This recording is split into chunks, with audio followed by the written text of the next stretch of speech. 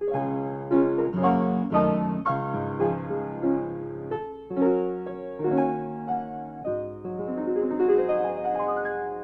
evening, everyone. My name is Ted Wacholtz. I am the Executive Director and Chief Historian of the Eastland Disaster Historical Society. We wanted to welcome you to the Family Night Fundraiser. Thank you all for coming out this evening, and we look forward to a great rest of your evening. At this time, I would like to introduce the co-founders of EDHS, Sisters Susan Decker and Barbara Decker Wacholtz, the granddaughters of Eastland Disaster survivor Bobby Onstead.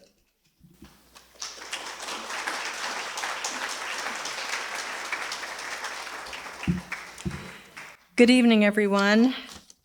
I am Barbara Decker Wacholtz, and it's so great to see all of you. Our grandmother, Borghild Bobby Onstead, was just a few days shy of her 14th birthday. She was with her younger sister Solveig and their widowed mother Marion.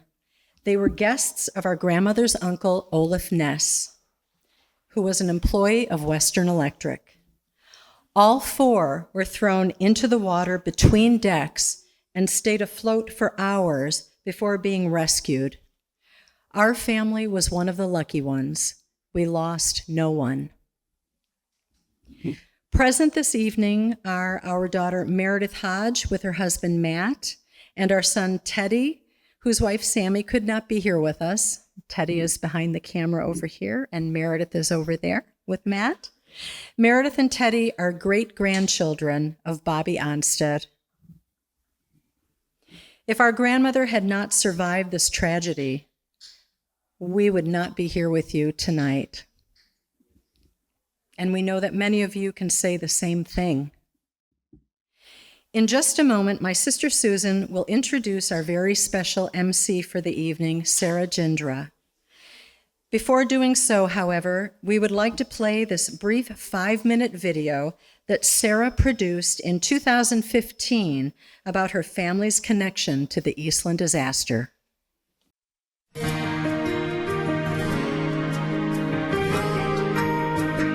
In just 2 weeks, Chicago will commemorate the 100-year anniversary of the Eastland disaster, when more than 800 people lost their lives in the Chicago River. People from all over the world with connections to the disaster are planning to come to Chicago to remember the tragedy. And WGN's Sarah Jindra will be there, remembering her own family's history. She joins us now to tell us about it. Sarah? Well, Micah and Tom, all my life, Eastland has been all around me. When I was a little girl, my dad sponsored and coached my Eastland Industries baseball team, and these big yellow trucks here with Eastland written on them were always around, and everyone in my family wears these Eastland shirts, as you can see here, even the littlest of our little nieces here. It's all because my family has a small business named Eastland Industries, and when I was little, I thought Eastland was just a name, but as I got older, I learned what that name was and why it was so important to my family.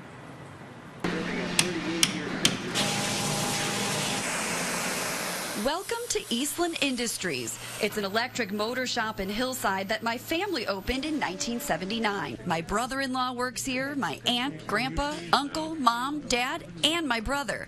It's a true family affair. And over the years, we've all had someone ask us this question. Why would you name your company after a sinking or a sunken ship? Well, that ship is part of our family history. We always heard the stories about the Eastland. The stories have now been passed down several generations about the day my great aunt and uncle lost their lives in the Chicago River.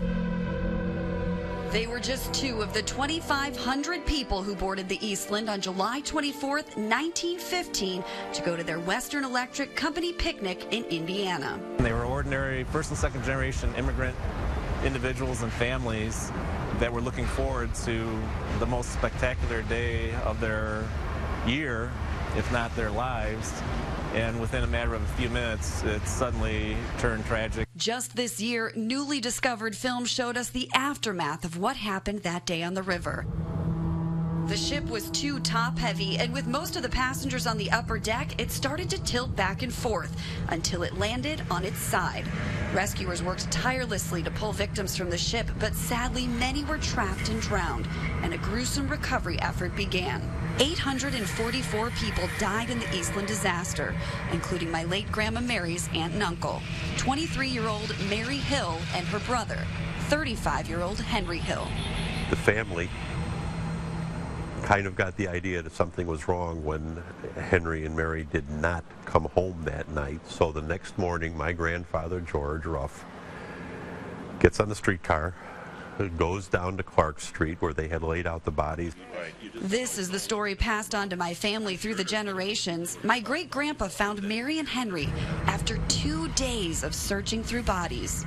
I don't know how he did it, walking through 700 or 800 dead bodies in a warehouse in the middle of summer 2 days after the accident. Must have been a gruesome situation. We don't have any photos of Mary or Henry and my family, just the few stories passed down.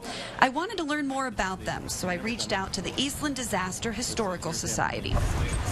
Sitting along the new Riverwalk in the very spot the ship went down, Ted Wachholz told me more about my family. Sure. Your family we found on page 75. He showed me the disaster relief book, which shows how much money victims' families were given after the disaster. Families are listed by number for anonymity. Mine, family 247. A son and daughter were drowned. Western Electric Company gave them $327.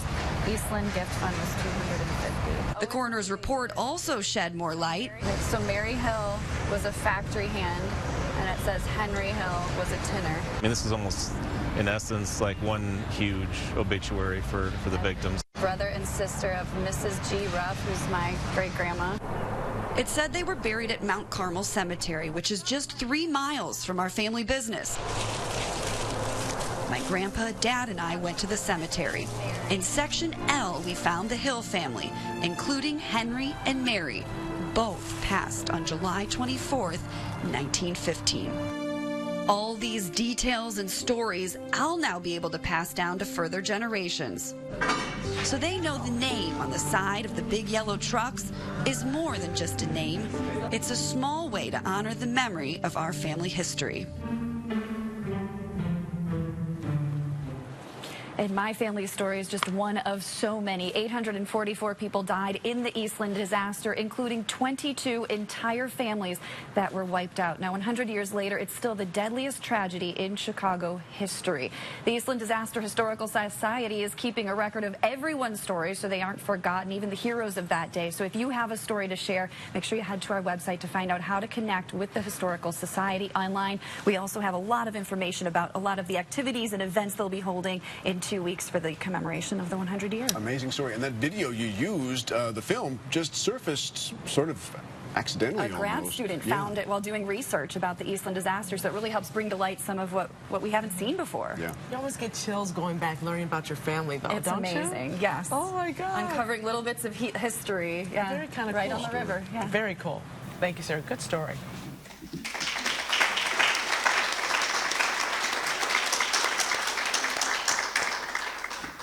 Good evening. I'm Susan Decker. Wasn't that an amazing story? How a tragedy is now embraced as part of a family's legacy and their family business. At this time, we would like to introduce to you our MC for this evening. Sarah Jindra is co-host of Spotlight Chicago, airing at 1 p.m. each weekday on WGN TV. Prior to her current role, Sarah enjoyed the best views of Chicago. She helped Chicago drivers get to and from work for about 15 years while hovering over the city in a traffic helicopter. A native of the Chicago area, Sarah grew up in Westmont. She received a bachelor's degree in broadcast journalism from the University of Illinois in Urbana-Champaign and a master's degree in broadcast journalism from Syracuse University. Please join me in welcoming Sarah Jindra.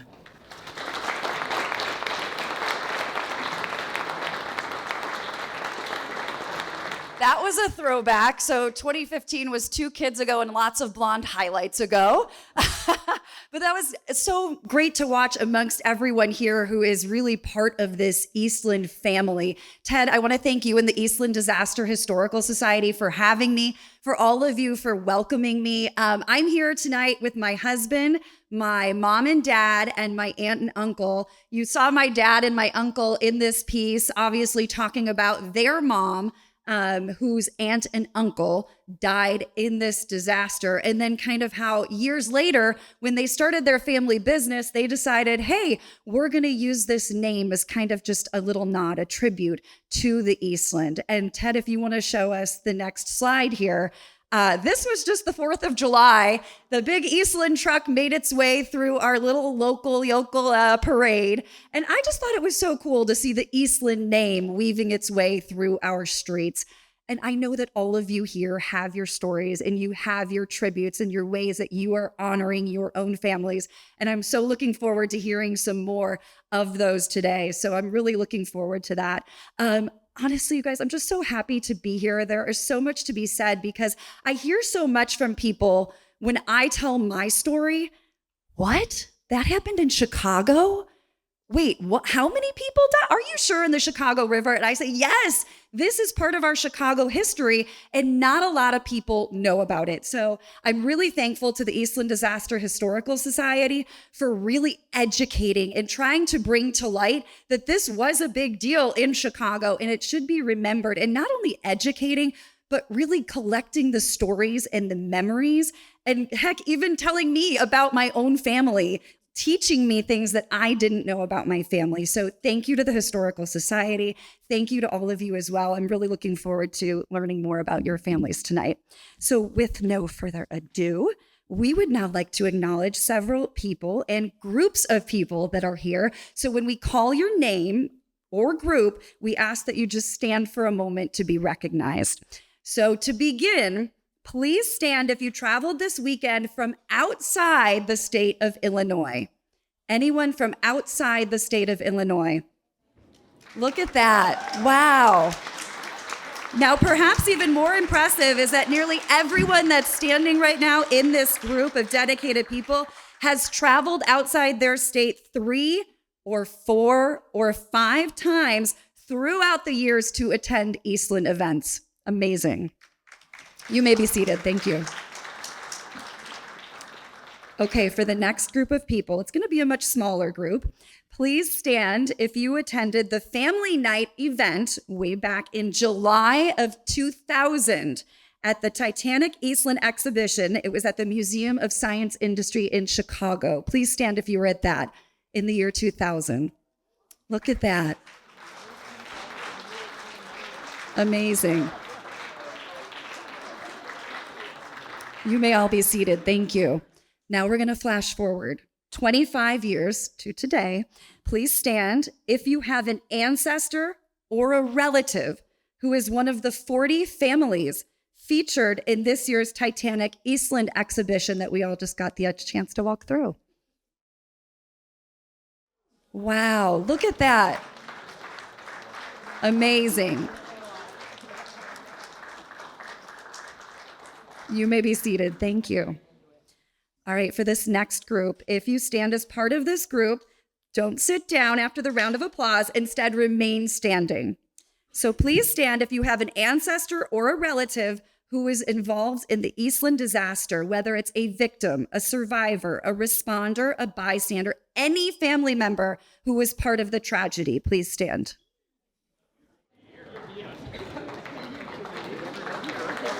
It's a good group we've got here. Look at this. All right, now remain standing. The next group to be recognized is going to be comprised only of a handful of people. So please remain standing only if your Eastland ancestor or relative is just a single generation removed from you. In other words, a mother or a father, an aunt or an uncle. Remain standing. Take a look at that. These people are but 1 degree removed from the Eastland. You may be seated. Thank you. Now, before we introduce our featured speakers for the evening, we'd like to acknowledge the 3 individuals who each played a major role in the design and development of the gallery we all just saw. We'd first like to acknowledge Mark Locke. Mark, would you please stand for a moment? There he is, all the way in the back. Thankfully made his flight to be here. Mark is the #1 exhibit designer from the Titanic group that worked tirelessly with Ted, Barbara, and Susan to design the Eastland Gallery.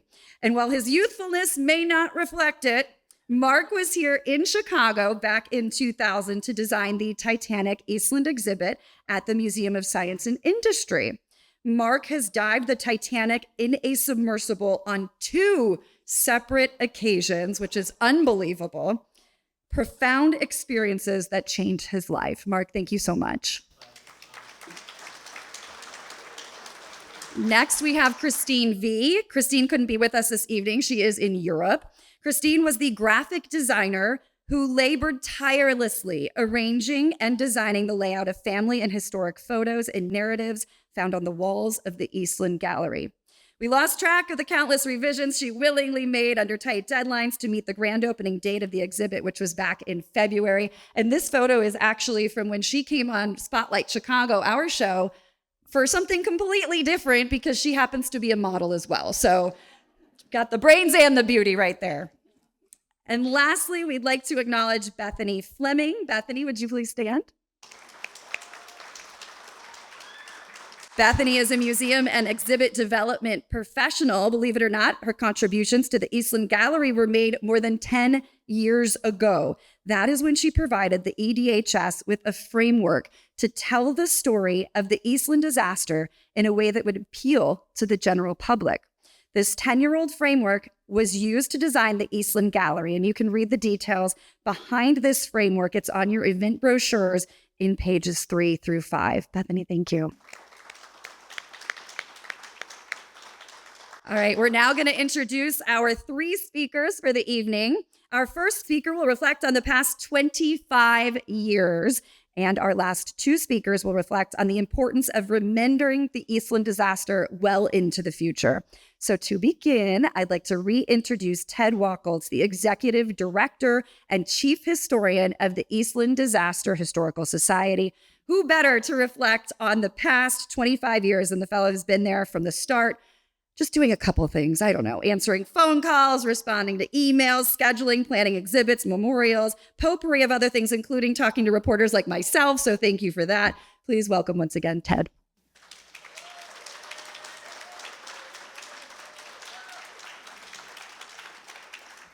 Thank you, Sarah. That's a real hard act to follow. I'm not quite as exuberant, but I will be turning 67 this year, and I am still as passionate and excited about the future as I was at age 39 when Susan, Barbara, and I conceived the idea for EDHS. For this evening, however, I have been asked to reflect on the past, which I gladly will do with the same level of passion and excitement. So here is a very quick and quantitative look at the past 25 years. You could call it by the numbers. It is our hope that this will give you a sense of how many people have learned about the Eastland disaster through the direct and/or indirect activities and efforts of EDHS. Hundreds of presentations throughout the Midwest have been attended by thousands of patrons of libraries and other public and private venues. 4 permanent memorials have been installed in Chicago, plus a 5th in Michigan City, Indiana. These memorials have been viewed and experienced by thousands of visitors. The Eastland musical premiered at Chicago's Looking Glass Theater in 2012 and was relaunched in Duluth, Minnesota in 2015. The 2 musical productions were seen by thousands. In the 90 years following the Eastland disaster, only a single book was published about the tragedy. In the past 25 years, however, since EDHS was organized, 4 nonfiction novels plus 3 fiction novels have been authored and published. These 7 new books have been read by thousands. During its 6-month run in Chicago in 2000, the Titanic Eastland exhibit at the Museum of Science and Industry was toured by nearly 900,000 people. This year's Titanic Eastland exhibit in Skokie will be viewed by an anticipated 250,000 visitors. 2 documentaries were produced for PBS audiences, one in the year 2001 and the other in 2019. The documentaries were seen by thousands, with the second documentary being broadcast by approximately 150 PBS affiliates in urban markets from coast to coast. 2 documentaries were produced for audiences in Europe. The French documentary and the Czech documentary were seen by thousands of PBS viewers in their respective countries. Over the past 2 years, nearly 3 million people have already watched the 3 YouTube documentaries that were produced in 2022.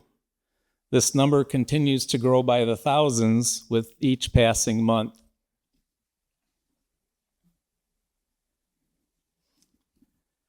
On Halloween night in 2016, over 10 million people watched ESPN's Monday Night Football between the Chicago Bears and the Minnesota Vikings.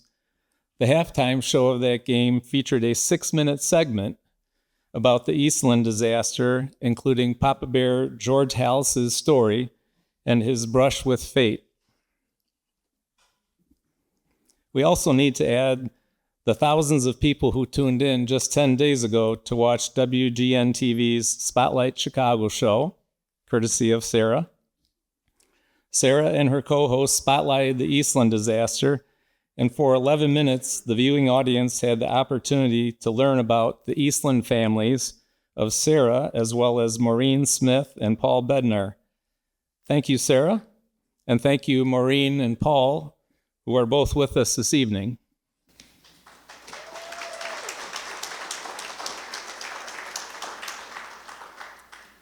Perhaps the most important number is the one that represents the thousands of people just like you this evening, who are part of the community of thousands of people who are interested in and connected to the Eastland disaster. So there you have it, 25 years by the numbers. Tens of millions of people over the past 25 years learning about the history of the Eastland disaster and, of course, the families. When we started EDHS, the headlines from 1999 read, "Eastland Disaster All But Forgotten." Eastland, the Tragic Secret. Eastland, a Case of Social Amnesia. If there is any doubt, however, about the growing awareness of the Eastland disaster, we only need to look at more recent newspaper headlines. Within 15 years of the Eastland disaster being labeled all but forgotten, a tragic secret, and a case of social amnesia, the local media changed their headlines to Eastland disaster no longer forgotten. As is evident, and with your help, we are changing the collective historical consciousness of the country when it comes to learning about and remembering the Eastland disaster. Thank you.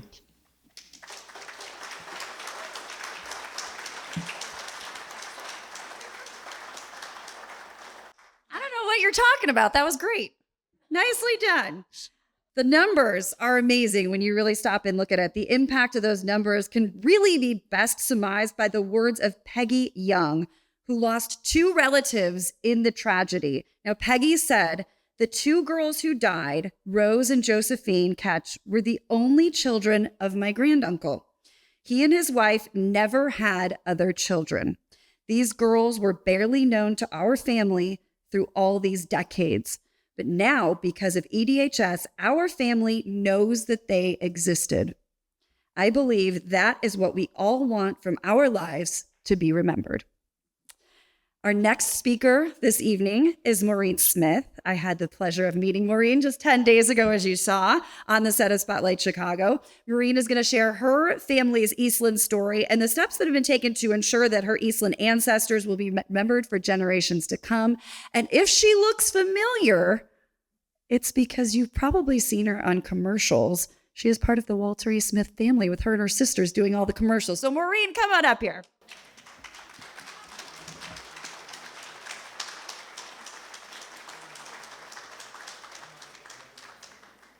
Good evening, everybody. Thank you for being here. I first learned of the Eastland disaster when I was a young girl, maybe 8 or 9 years old. In the basement of my grandparents' townhouse in Park Ridge, Illinois, hung an ancient family photo with faces I never knew. I asked my grandfather, Papa as we called him, about it, and he pointed to 2 young women and told me they were his great aunts who had died in a terrible accident on the Chicago River. Rose and Johanna, along with their sister Elizabeth, worked for Western Electric and boarded the Eastland 109 years ago. But only Elizabeth came home that night. With 3 sisters of my own, one of whom is also here tonight, my papa's story stuck with me. I couldn't imagine the absolute horror and devastation that comes with losing 2 sisters in one violent moment. And as a side note, Rose and Joanna had another sister, Anna, who was my great-great-grandmother, and she was supposed to go on the ship that day, but she decided to stay home because she was pregnant and had morning sickness. Their deaths were gruesome and unfair and almost forgotten without the efforts of many people here tonight. And like many immigrant families of the time, their grief was too raw and the loss too tragic to talk about. So today, we don't know much about Rose and Johanna. What were their favorite foods? What were their hopes for the future? Who did they have a crush on? How did they get along with their sisters? Sadly, these are questions with answers lost to time. But even though we will never really know Rose and Johanna, we do not have to forget them. They existed. They mattered. Just like you and I today all exist and all matter. In the face of a tragedy as huge as the sinking of the Eastland, it's easy to lose hope. How many tragedies before and after the Eastland have challenged families and cities and countries? Too many to count. But despite sadness and devastation, humanity always returns to hope. Hope for the future, hope for our families, hope for our own legacies. Without hope, we have nothing. So when I found out I was pregnant with twin girls 8 years ago, I knew right away that I would middle name them Rose and Johanna.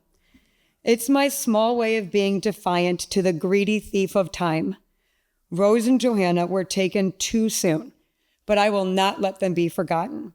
Thanks to my girls, Eleanor Rose and Juliet Johanna, Rose and Johanna Kotovsky will live for at least a few more generations. One last side note.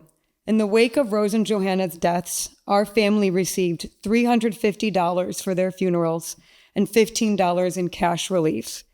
Adjusted for inflation, that's about $11,000. That's what their lives were worth 109 years ago. But I can assure you that their lives were and continue to be worth much, much more to me and my family. Thank you to the Eastland Disaster Historical Society for this event and their ongoing efforts to remind us that hope exists, including the hope that we will be remembered after we are gone.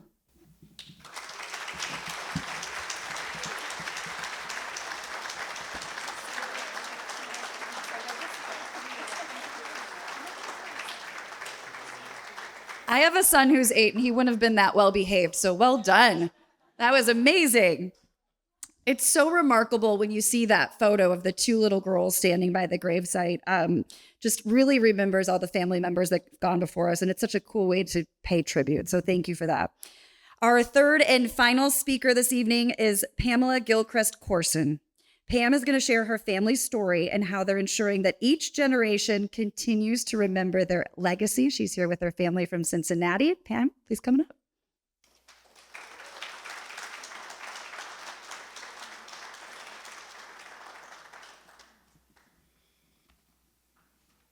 We're all here tonight because we have a powerful connection together. While we are bound by tragedy, we are also bound by love. It's truly a love story, isn't it? A story of deep and abiding love of our families and all of those who suffered the loss of the Eastland. I believe there is a purpose in our love story. We are all here for a purpose. Reflect for a moment on your connections to this cause and to what your purpose is. Imagine for a moment that you're a wide-eyed 3.5-year-old little girl going on the adventure of a lifetime. Everyone longed for a beautiful July day in Chicago, Western Electric Company picnic. We all know Chicago weather, though. It doesn't always cooperate, does it? It was a little gray, a little cold, and a little rainy. The weather didn't dampen the family's enthusiasm, and little Marinka, very excited. Her family was headed downtown with thousands of other people, all dressed to the nines, playing music. There was a huge boat, and everyone was ready to take their time to go to Lake Michigan shores for the picnic. The day began full of energy, high hopes, and expectations. She boarded the Eastland with her father, Vaclav Hamola, who we call James, her mother, Zofie, and her baby sister, Vlasta. And I said I wasn't going to cry. When the Eastland turned turtle in the Chicago River, the guests were literally trapped and thrown into turmoil. Imagine how those emotions changed from excitement to sheer terror and panic. Zofie and baby Vlasta were lost in the water. Thrown into the murky, muddy river water, James was able to grab hold of baby Marinka. And he said, "Put your arms around my neck and hang on for dear life." But she noticed something. Something was tugging at Daddy's leg, tugging and tugging and tugging. And she turned around and saw a man. He said, help me, I can't swim." And then they locked eyes. My grandmother, Marinka, and this man who was trying to get his life saved. And he looked at her, and he looked at Grandpa, and he said, "Oh, you have a little girl." And he let go and slipped down into the cold Chicago River. And that's a family secret that we didn't really talk about for a very, very, very long time. Growing up, my family knew there was a boat story. My mother sternly said, never ask any questions about this. And you know, as kids, we have wild imaginations, right? We didn't have a phone in our pocket or the internet to go look and learn what the Eastland disaster was. So I made up my own story. If you're not going to talk about it, I'll make up my own, right? Great-grandma and grandpa were from Bohemia. So my story was that they immigrated from Bohemia on a big ocean liner like the Titanic and immigrated over to America for a better life. That's what I thought happened. And that's until, if you can go to that advertiser, my mother in 1999, the family moved from Chicago to a small town in southwestern Michigan, and we didn't even have a newspaper. We had what we called a county advertiser, and there was a display ad that ran, and it said, "Attention, Eastland Disaster, looking for a survivor. If you have any information or whereabouts, contact the city office." Not even another person, just contact the city clerk. That's what we do in a small town, right? So my mom, Carol Gilchrist, Marie Marinka's daughter, had a feeling in her gut, you know, when you know that you know that you know. You don't know that you know, but you need to go find out. So she went over to Grandma's house, and they sat down at the kitchen table, and through tears, out came the story of the Eastland disaster. And that's how my family became connected aside from having 2 family members lost and 2 that survived in the Eastland, my mom got involved with Ted and his family and the Eastland disaster to help tell the story. You know, pain and trauma changes us, and it's usually not in good, healthy ways. So my grandmother, I don't think it was any different. So she developed a family motto, and her family motto was, what is the very worst thing that can happen to you? Figure it out and don't let it happen. And that's from her experience as a 3-year-old little girl. So she lived scared, in fear, avoiding, stuck, rigid, really unable to truly, really love. This set up a multi-generational pattern of trauma and pain. We really didn't learn how to love as a family because we were all holding it back. Some of us not sure why, but we were holding it back. You see, when my grandma gave my mom a hug, they were hard and cold as stone and rigid, not a warm, loving family hug like most of you might normally experience. No, it was all stiff and cold. They were afraid to love. They were afraid of rejection. They were afraid to let go, and they were afraid to live. Naturally, this affected her parenting style. She had an inability to really connect emotionally with my mom. My mother felt unloved in some ways, and it was a hard life. So my mom's way of coping was to become a scrappy fighter. If there's no love and support at home, you go look for it or make it on your own. Everything became a battle and a struggle to my mother. And she adopted the family motto, don't let bad things happen, and if they do, fix them and never let it happen again. But peace can be found and wounds can heal. We can find our purpose, which is likely why God allowed us to experience this pain in the first place. And people are often put in our paths that can help us along the journey. One of those people is what I call Great Aunt Millie Hamola, and I'm pleased to have our family here with us tonight, Sandy and Jerry and Eric and his wife Melissa. Thank you. Their mom was named Bessie, and Bessie married James Vaclav Hamola, and they had Sharon and Sandy. We're blessed tonight that they are here. And Aunt Millie, you see on your left, my grandmother, Mildred Hamola, and on the right, Aunt Millie Hamola. And we're blessed that they played an integral role in our family in helping us through this. My mom basically kept her fists clenched through life because she didn't understand her mother's situation. She couldn't look through those eyes and see what her mother had seen. And she didn't understand when my grandmother would say, I'm doing the best I can. And she really was. Will you do something with me tonight? Raise up your hand and hold it really tight for me. Raise up your hands. Come on. Think about the pain and trauma you might have been through in your life. It might be the Eastland. It might be something else. And think about what you're holding on to that you might need to let go of. If you've experienced some trauma and pain, don't die in your why. Learn to forgive. Learn to heal. Don't stay frozen in your past and don't fight the future. Don't waste what we've gone through. Release and open your hands and let go of the pain that you've been holding on to. Raise it up so that you can receive all of the goodness that God has purposefully planned for your life. And you're called according to those purposes. Trials come to make us stronger. They also come to help us so that we can help others on the journey.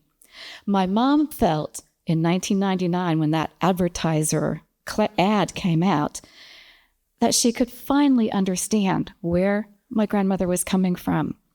And she felt loved and she felt a connection, and they were able to heal some of the trauma of the past and go on to have more of a warm and loving relationship than they'd ever had in their entire lives.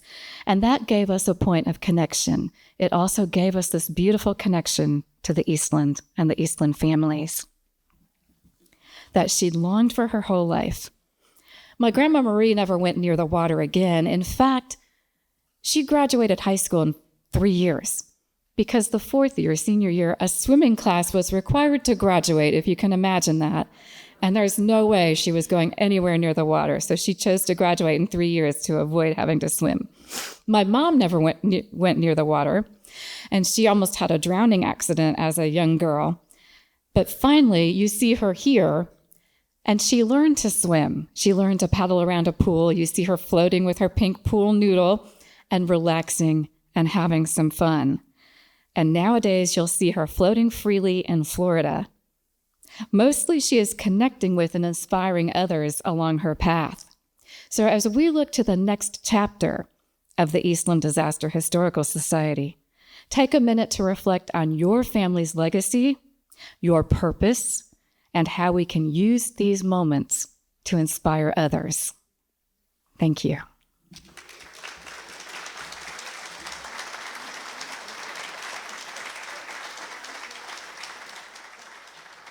Pam, taking us to church. Nicely done. Thank you for that. I was going to say, that's not my name. Ted, are you throwing me under the bus here? Meredith, come on up here.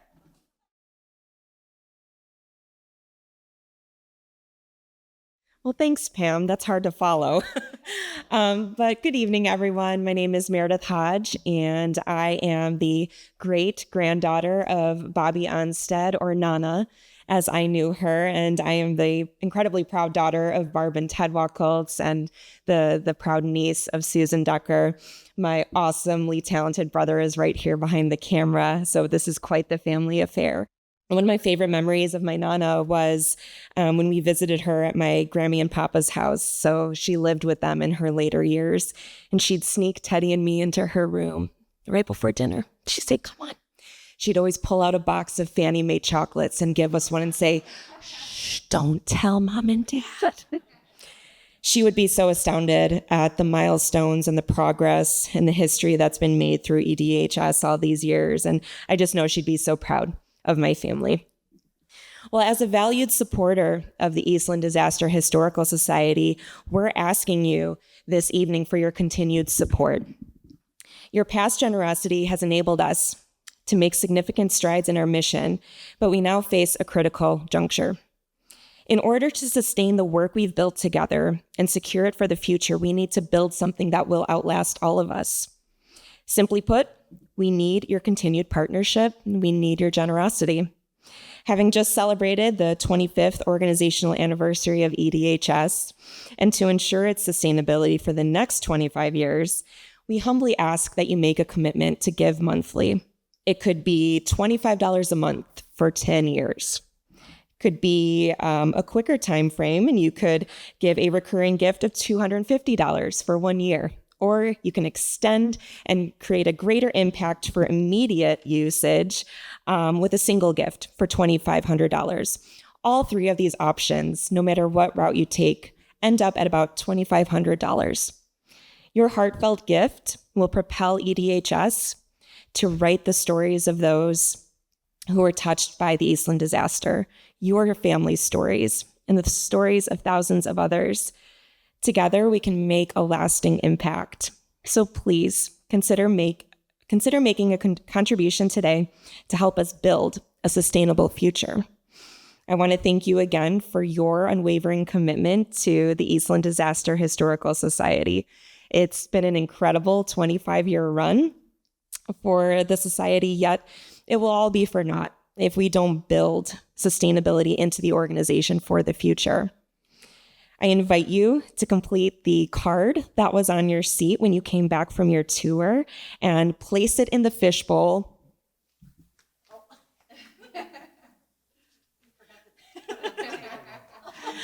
Place it in the fishbowl that will be on this table over here to the right of the TV before you leave tonight. And again, thank you so much for helping us build something. We're building something honorable.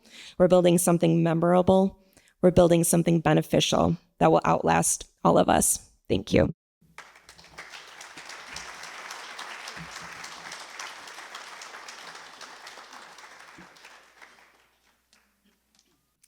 Thank you, Meredith. I would just like to add that EDHS has been all volunteer for nearly 25 years. So as you thoughtfully consider EDHS this evening, please know that 100% of your donation goes to support the programs and the mission of EDHS.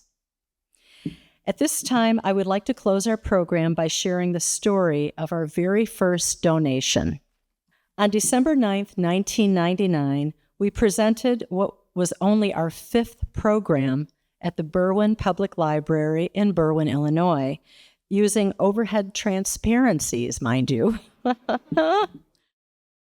At the conclusion of that program, one of the people who came up to speak to us was 80-year-old Georgiana Becker. She thanked us for our informative program and told us that she wanted to give us a donation to help support our work. She extended her hand, and into Susan's hand, she placed 2 shiny quarters. We were all very touched by that and have never forgotten Georgiana's sweet gesture. Our request for your financial support this evening is about our family's collective legacies and our ancestors before us. We're building something that endures together. Thank you. We would like to thank our volunteers, Karen Brennan, Cheryl Dameyer, Matt Hodge, Rich Kolar, and Liz Landon, and our videographers for the evening, Jason Polavoy, and my nephew, Teddy Wacholtz.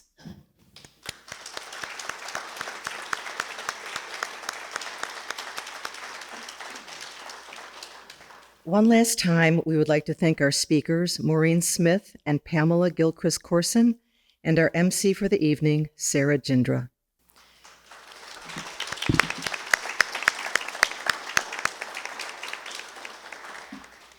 Not only did Sarah spend this evening with us, but as you saw, she also made arrangements to include the Eastland Disaster on her WGN TV program, Spotlight Chicago. Thank you, Maureen, Pam, and Sarah, for being passionate defenders of the history of the Eastland Disaster.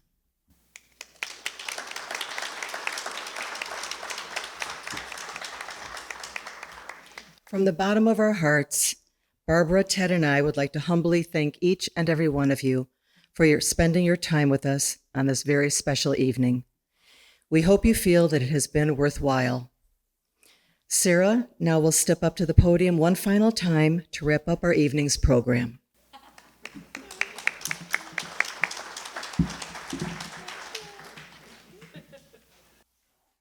All right. Did everybody get a chance yet to see the exhibit, or have some of you still not seen it? Kind of? Okay. Well, the good news is there's still time. So the Titanic exhibition at Eastland Gallery is going to remain open until 9:30 this evening. So you can enjoy spending time in both exhibits. You can enter the Eastland exhibit, directly by walking through that retail store. So you don't have to go all the way back through the Titanic exhibit if you don't want to. You can just enter right through here. Be sure to take photo ops in the Eastland Gallery as well. And if you haven't done so already, be sure to record your family interview. The video area is located to the left of the check-in counter. Now is also a good time to purchase one or more of the Eastland books and soundtracks. You can get that in the retail store as well. There is time now as well to visit and meet with the other families that are here this evening.